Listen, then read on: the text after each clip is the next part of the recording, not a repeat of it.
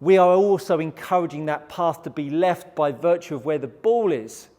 But what it also allows us to do is to meet the golf ball with a closing club face.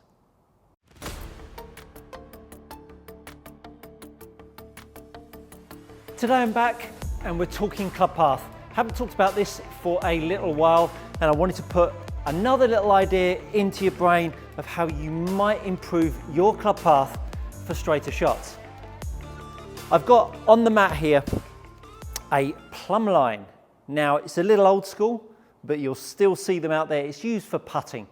Gives you an opportunity to line your putter face up, looking down over the top of the plumb line. All I've done is I've got it strapped up above a golf ball, and the gap between the ground and the top of the plumb line is about 10 inches. What this allows us to do is really get a good visual on the club head. The club head is always trying to be controlled with golfers. Unfortunately, the only way we can control the club head is by negotiating the direction the handle travels in. So when people talk about takeaway, and takeaway is interesting, isn't it? Because so many people talk about the club head swinging in. Now the club head swinging in obviously opens up the face rather quickly. The more the club head tracks down the ball to target line, which that club head is doing there, is just running down the ball to target line, that club face has an orientation that's way less open. And this is where people start to think that if I take the club less from the inside, I will hit the ball straighter. Not often the case, doesn't always work out that way, but it might help you in certain situations. What I want to talk about is how we think about this arc of the club head and how it works through strike. So long we've been talking, as I referenced so many times in my lessons, we've been thinking about the path working inside out. Now from a straight line, and you understand that that is the ball to target line, the club head should never stray outside of the plumb line because the arc of the golf swing is in to in. Now, depending on where you meet the golf ball in that arc, if you were to meet it with a ball further back in your stance, you would understand that you would meet it more from the inside. The more the ball moves forwards of our stance, the more we start to meet the ball on the way back in. I hear a light bulb going off. The minute the ball goes further forwards, the club path starts to move more to the left. Absolutely. And so therefore, because of that, when we think about a driver ball position, we are getting awfully close to understanding that because of the relativity of that ball to our body, we're getting awfully close to encouraging an outside in, and it's really only an inside path, but to the left of the low point or the 0 point.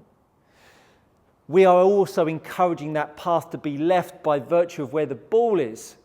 But what it also allows us to do is to meet the golf ball with a closing club face.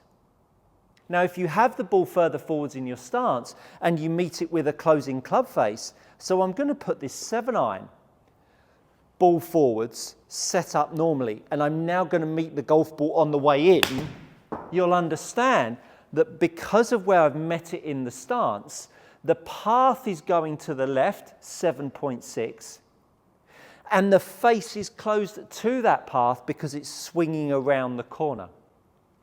If I was to do that consistently as a golfer, it wouldn't be too long before I start to make the club face try to hold it hold itself open. Easy for me to say, hold itself open. Because all of a sudden as a golfer, if I feel the ball pull drawing, my hand action through strike would start to change in an attempt to not make the ball go so far to the left. So whilst I've hit, in many people's eyes, a worse shot there with a path that's 10 degrees outside in and open to the path at 7 degrees, I've actually hit my target. Be less efficient shot, but I've actually hit my target.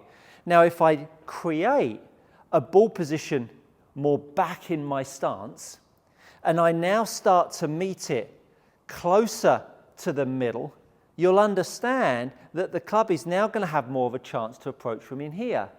Now, as soon as I do that, the path line will immediately try to straighten itself up. 2.8.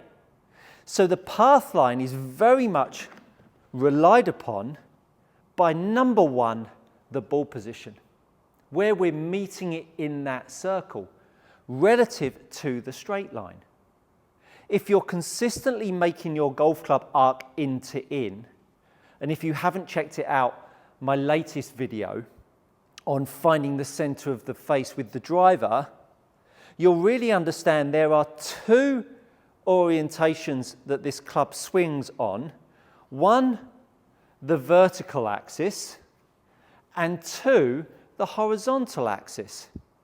The vertical axis is giving us our angle of attack, how much down the club hits on the golf ball.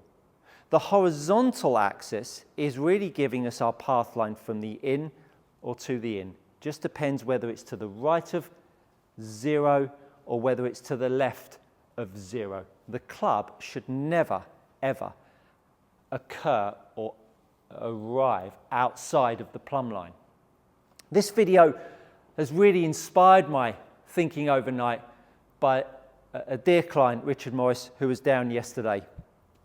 We talked about how the golf club should really feel like the club is swinging around the corner, very much around and down.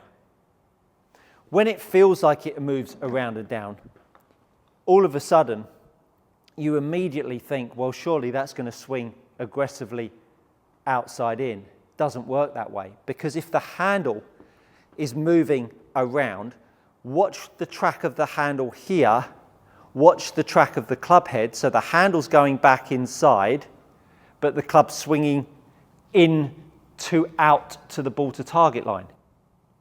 And so if I want that to occur and I want the handle to move back in after the 0 point in the swing, I better make sure that in the way down or on the way down that the handle starts to move out, that the handle starts to move out towards the ball line, and then that pressure down through the handle starts to allow me to line the face back up, because that pressure down is a key player in creating angle of attack. So you can see on that shot there, path line was inside 3 degrees, face to path, very neutral. Wasn't the best strike, so let's give that one a go again. So we're going to go back. Now I'm going to feel the handle forwards. You can see that the handle may be forwards, handle's nowhere near the ball to target line, and neither is the club face. But now that force and pressure down here, you can see how it's starting to line the club face up, which is very similar to the broom drill. Did someone say broom? Here she is, my old faithful. If you haven't seen it, go check out my broom series videos. If you're tired of paying too much for premium leather golf gloves, do head over and check out my channel sponsor, GX Golf Gloves. These gloves are trusted by elite, amateurs and tour players alike. Use my code GOODCOACHING to receive 10% on your next order. So there's set up. We can see there's the handle moving forwards. There's the pressure on the handle working down, and the broom is lining back up and moving back on the inside. The plumb line is huge for giving you great orientation of using the straight line as a way of giving you an out of bounds posts. An out of bounds post gives us all dread as golfers, doesn't it? Out of bounds is to the right of the plumb line. Your club head should never be going over there. Never should be encouraged to go over there. If you're trying to push your club in any way, shape or form out to the right of that plumb line, you will be opening the face, sacrificing strike, and have no angle of attack. The plumb line, great little bit of kit. Get yourself some wool, couple of little tent pegs, stick them in the ground, and that, my friends, will get you striking the ball like never before. Thanks for watching. As you know, that is good coaching.